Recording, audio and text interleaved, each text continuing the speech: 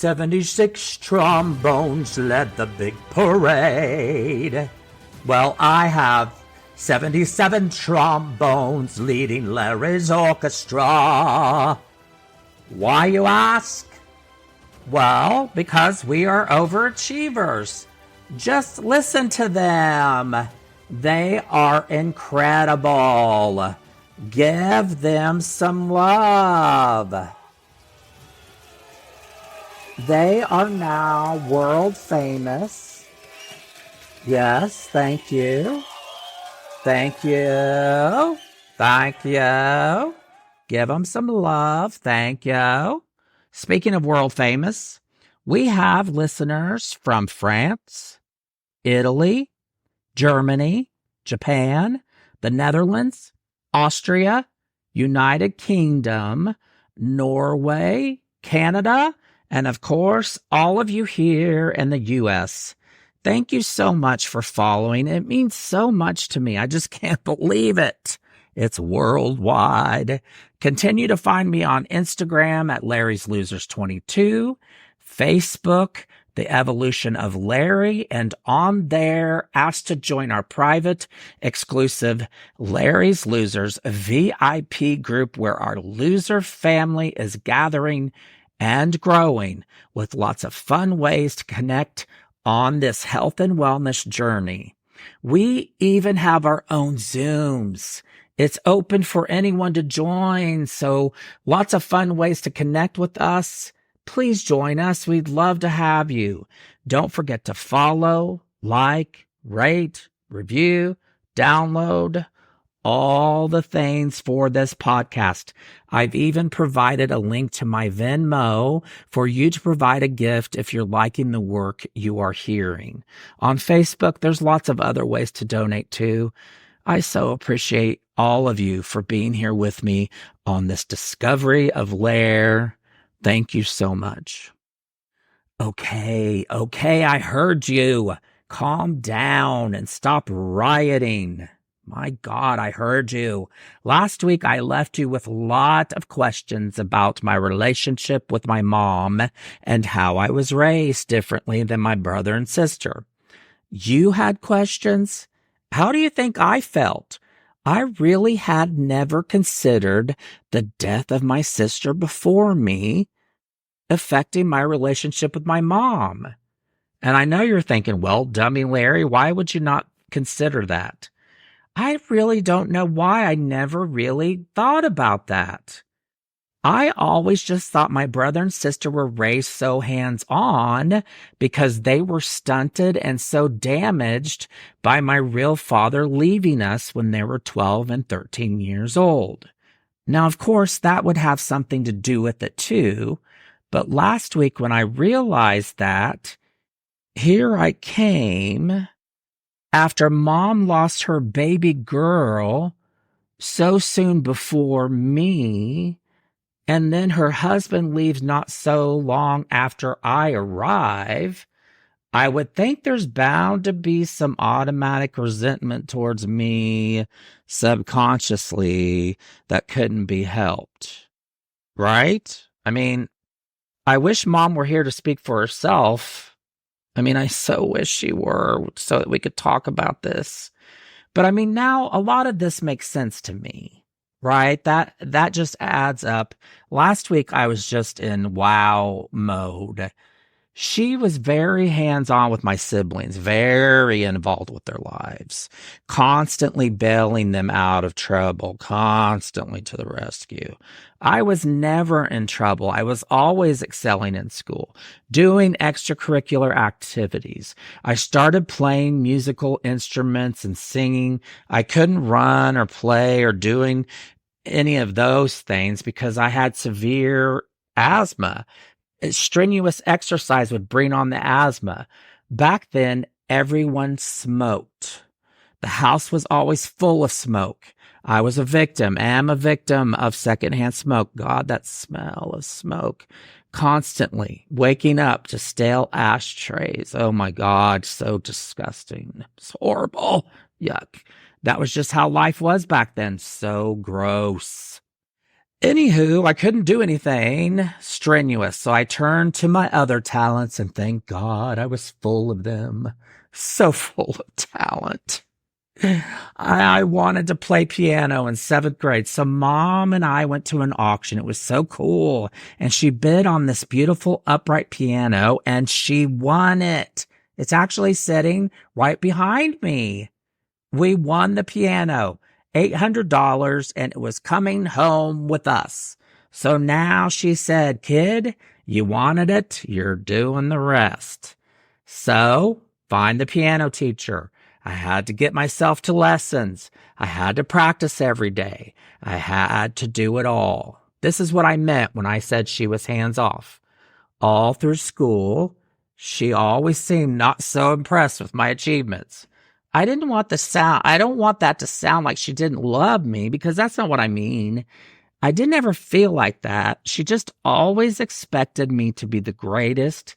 And it was like she was always preoccupied with worry about all the other crap that the others were doing.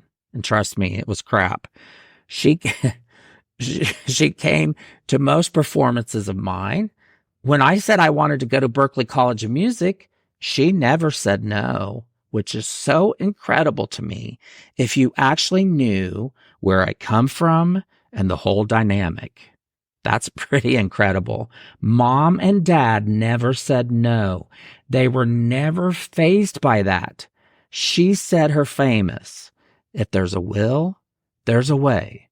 Of course, I had to do all the applications and get all the recommendations and do all the auditions and set up the recordings and get the permissions and on and on and on. I had to do all the work. Comparably, my brother, who would have never obviously would have done any of this, but if he did, she would have done every step of that for him. That's just giving you an example. That's the difference between parenting. My sister would have had her husband do it for her. She was always too involved with her man and her daddy syndrome. So there's a difference. So then as I went away to college, that's just it. I knew I needed to get away to college. I didn't fit in. I didn't fit in anywhere. I didn't fit in. Mom and I were extremely close and bonded. We always have been and always will be, but I always felt out of place in the family, in the town, everywhere. I knew if I stayed there, I would be miserable and I wouldn't grow the way I needed to. I needed to find people that understood me. I was younger. I was young. I didn't know all of this, but I knew all of this instinctively, if that makes sense.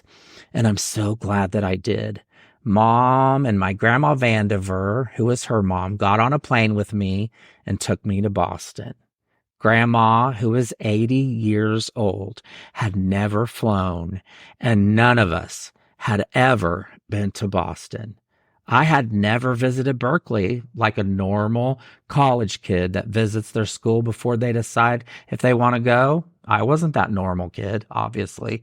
I was aching inside the whole time because I knew they were going to be leaving me in 2 days, and I would be alone for the first time, away from them for the first time, really away for the first time ever, and it hurt. Growing up really hurt, and I knew it was coming. It took me a couple weeks of crying constantly, and this is real. It was a couple weeks of crying constantly, but then on the phone with her, but then I was free to see all the beauty around me. Boston was my place, my home. I felt wanted and alive. I finally fit in and I felt like no one cared. People were weird and musical and artsy and fashionable and trendy and everything all at once, and no one cared. I could be me, whatever that was, whatever that turned out to be, and it would be fine. It would all be okay. The way Mom raised me was perfect too, strong, independent. I learned real fast that I had to be thick-skinned and real and proud and upfront and respect honesty and have a voice. All the things she was that she gave to me helped me navigate fast city life perfectly. When I graduated from college and moved back home, I was living with mom and dad and waiting tables. I met someone and started dating. Mom and dad met him. Of course, I didn't say, hey, mom and dad, here's my boyfriend, but here's my roommate because we moved in together. It was always strange because mom would never come visit. Now, with my brother and sister, when my sister lived close, she was always visiting their houses, but never mine. I would always resent holidays because all of my brother's stray girlfriends and their stray kids, mom would feel obligated to buy them gifts, and she would always worry about how much to spend on these strangers every holiday. And my life was always left out, which I know was my fault because I didn't say, hey, I have this person, but there was no effort to ask if I did either. It was just always ignored. Larry was always ignored. My life continued out working and excelling. I was traveling and opening retail stores across the country. And my brother and sister ended up back living with mom, drinking and drunk, after they both had their problems that mom needed to help solve. Horrible. I had a time between jobs. I ended up back there. My God, it was horrible. I ended up back there, all three of us grown. Well, of course, I eventually got a job and was driving back and forth until I got enough money to move. So I'd be working all day. I'd come home to them falling over drunk. This is real. I'd come home to them falling over drunk. I'd be so angry and so hurt for mom. But if I would be sick one day and have to miss work, mom would be upset with me, mad at me because I couldn't work that day. But they could drink every day. She'd be upset with me for missing work if I was sick, but they could drink all day. It was just stuff like that that didn't make sense to me. But now I understand. I understand even more now. She always held me to a higher standard, and I appreciate that because where they are now is unfortunately their darkest of dark that they have created for themselves.